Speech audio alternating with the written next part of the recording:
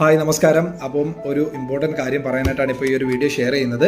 അതായത് നമ്മളൊരു ബിസിനസ് ആവശ്യമായിട്ട്, ഫാമിലി ബിസിനസ് ആവശ്യമായിട്ട് നമ്മൾ ദുബായിലോട്ട് മൈഗ്രേറ്റ് ചെയ്യാൻ ഉദ്ദേശിക്കുന്നുണ്ട് next month. So most probably ഇനി കുറച്ച് നാൾ അവിടെ ആയിരിക്കും. അപ്പോൾ അതിൻ്റെ പ്രിപ്പറേഷനായിട്ട് എന്തൊക്കെ കാര്യങ്ങൾ ചെയ്യണം എന്നുള്ള അവിടെ പോയിട്ടേ നമുക്ക് അറിയാൻ പറ്റത്തുള്ളൂ. ലീഗൽ ഫോർമാലിറ്റീസ് ഒന്നും നമുക്ക് ഇപ്പോൾ അറിയില്ല.